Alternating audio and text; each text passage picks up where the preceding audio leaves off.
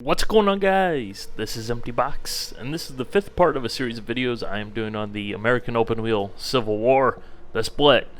In this episode, we're rolling right through the turning point year of 1997 from where we dropped off, which is late 1996, early 1997. As we discussed previously, for 1996, the first year of the Split certainly didn't settle the open wheel political landscape at all. So how about 1997? Would there be stability? Of course not. For starters, the IRL abandoned its goofy schedule that took place from August till May, because of course the Indy 500 has to be the season ending because the Indy 500 is all. And they would instead move to a traditional racing season from spring till fall, somewhere thereabouts.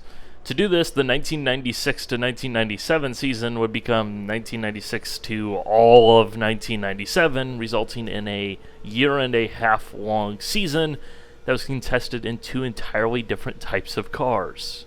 Because 1997 was the first year of the IRL cars. Did you forget this was a pissing match? They ran 1 year with the full intention of running new cars in 1997, because of course the Kart cars, the 1996 IRL Indy cars, were faster. They just had to get that in there.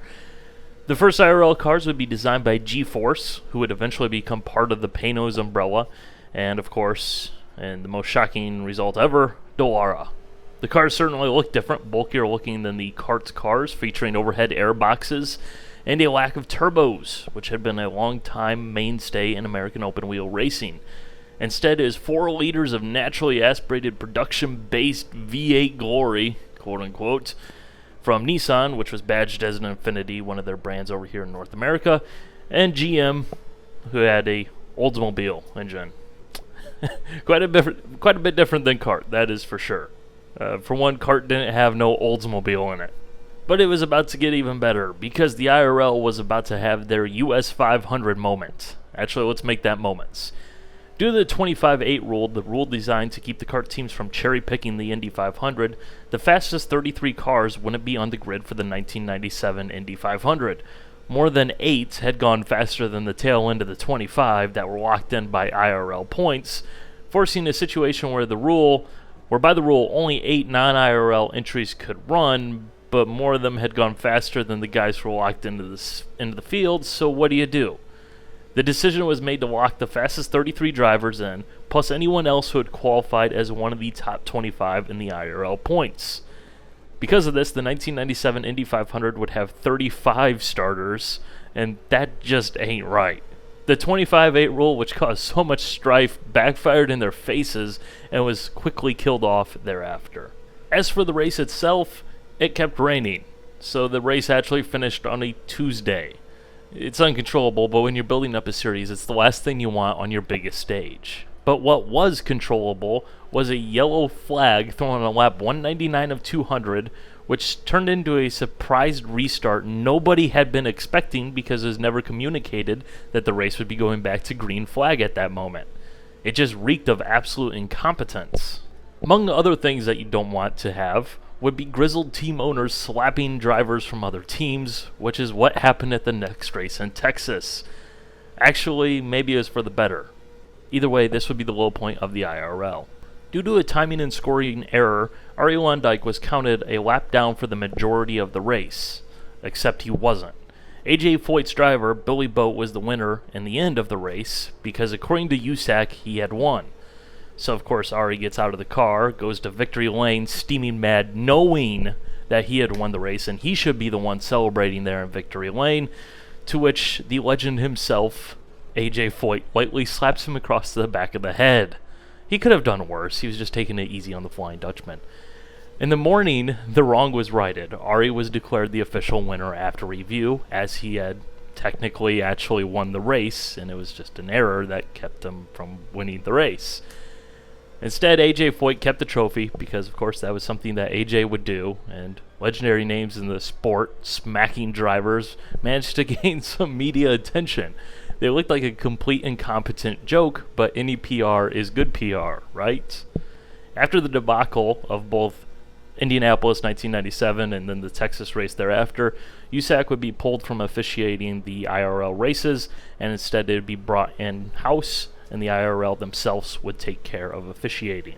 Tony Stewart would go on to become the champion that year, and by 1998 he'd be running part-time in the second-tier NASCAR Busch Series, which is now today's Xfinity Series, and for 1999 he'd be racing in Cup full-time. The guy who should have been the IRL's golden boy was lost to NASCAR just as quick as he came up, because the money and the competition in the IRL simply did not stack up at all. So how about some boardroom politics?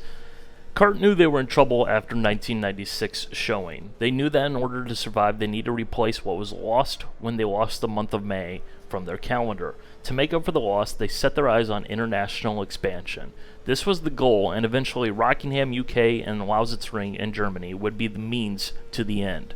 Right idea, wrong time. More on that in the next episode, though. Seeking a cash infusion to keep the series steaming along in an attempt to outspin the Speedway, Kart became a publicly traded company. The short-term goal of adding money to the series was met, but it also meant that the series would now be beholden to shareholders outside the series directly. A dangerous game in the world of auto racing. To keep bringing the money in, the series needed to keep making money, no ifs, ands, or buts. And looking to get into the track ownership game, following in the footsteps of Roger Penske, Chip Ganassi got involved with the Chicago Motor Speedway project.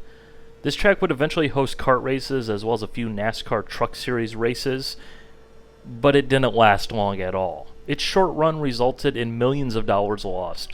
I've seen anywhere between $20 million to $80 million lost on the Chicago Motor Speedway project as a whole, through the whole project, not just Chip himself. But regardless, it flopped hard, and it flopped quick. And as many of you guys know, Tony George was busy working with Bernie Ecclestone to bring the United States Grand Prix to Indianapolis. Why? Because racing needed the all-time most disliked individuals in the history of racing to work together in some sort of evil, nefarious plan. Of course, the real reason was naturally that Tony needed the money, as the Indy Racing League was heavily dependent on the Speedway's money, and, well, they lost a lot when they threw away the month of May, and adding another race, the U.S. Grand Prix, was a good way to make money back. On top of all of this, the winds of sponsorship were changing. The sponsors were already weary of the split, and they wanted their brands in the Indy 500. Any hopes of a quick reunification were lost once the IRL switched to their 1997 cars. On top of this, it was the late 90s. Of the most powerful 5 teams in Kart, 3 of them carried big-time tobacco sponsorship. Sponsorship that was becoming ever more restricted due to governmental regulations. This was one of the things that really led to the downfall of Kart, because they simply were so heavily on board with the tobacco sponsorship and all the money that they brought, and they threw in a lot of money, like a lot of money. And they weren't very diverse in their sponsorship. And because of that, once that all started to come down, it came down like a house of cards. But let's get out of the boardroom and back to the track. The 1998 Kart Michigan race would be the one that damaged the public perception in a different fashion, we'll say. The race had been moved to deconflict with the Indy 500, and this race would also be the introduction of the Hanford device. Basically, this is a barn door attached to the rear wing to make a huge amount of drag to slow the cars down a bit, as well as enhance slipstreaming. It created a type of racing some people loved, some people hated. It's somewhat similar to what we see with today's DW12 IndyCar at Indianapolis, only sped up. Lots of drafting, lots of meaningless passes, but I digress. That race was not so much remembered for tons of passes and all that action, but instead for a tragedy. On lap 175, Adrian Fernandez crashed in turn 4, at which point a tire came off his car and went into the stands, killing 3 spectators and injuring 6 others. On the much brighter side of things, this incident would lead to wheel tethers becoming mandatory within the series and pretty much universally throughout open wheel racing as a whole shortly thereafter. But those tethers didn't come soon enough for the IRL. During their 1999 Charlotte race at the start of May, Stan Waddles had a suspension failure. John Paul Jr. was caught in the debris field and hit Waddles' tire that had broken free from his car in the crash, launching that tire into the stands, killing 3 spectators and injuring 8 others. It goes without saying, there is one thing you really cannot do, and that is get spectators killed. With 2 incidents in a year between the 2 series, it created all the wrong types of attention. It blackened both series, and in my opinion is one of the key reasons American open wheel racing on the ovals nosedived in popularity regardless of the split. It simply got all the wrong types of media attention, and that's no good for a racing series. But that wouldn't be it for the deaths, though. At the 1999 Laguna Seca kart race, driver Gonzalo Rodriguez, a highly rated young part-timer looking to make his second start for Team Penske no less, was killed when the throttle stuck open on the hill leading up to the corkscrew. He flipped over the wall and was killed. But the literal death spiral of American open wheel racing was not done yet. Then came the kart season finale at Fontana, 1999. A season that had largely been a duel between Dario Franchitti and a rookie known as Juan Montoya. This was before the Pablo, even. Would have its champion decided at the fastest track around in a 500-mile race. It was perfect. The cars and the stars were set to do battle in the most spectacular way possible. Kart had the spotlight and an opportunity to make the most of it. During the run-up to the race, Greg Moore was involved in a pit bike accident of some sort. He had broken a few bones in his hand. There was some doubt whether or not he would race, but eventually he was cleared and given the go-ahead to race with a pain-numbing injection. The championship would end up a tie, going to Montoya on the tiebreaker. The tie wasn't the headline the next day, though. On lap 3 of the race, Richie Hearn sort of spun exiting turn 2, sliding down across the track and making very heavy contact with the inside wall after a trip through the infield grass and catching some serious air off an access road that cut across the grass to the track surface. While he was injured in the jump and subsequently heavy crash, he would recover. Greg Moore wouldn't be so lucky. On lap 9, Moore spun in the same place. The TV cameras quickly switched to his spinning 99 car. As the car spun, it hit the same access road, only more sideways than in Hearn's crash. The car hit the access road bump backwards and sideways, which launched the car into the air. It rolled into the side, dug into the grass, and went top first into the inside concrete wall at 200 miles an hour, killing him on impact. Right there on live TV, centered in the shot. It's one of those crashes that you didn't need to wait, you just knew what the result was. Kart lost a lot when Moore died. Much of the discussion centers around whether or not he should have been able to race, whether he should have been medically cleared given the hand injury, or if the lack of feel in his hand could have been one of the contributing factors given how talented he was, especially on the super speedways.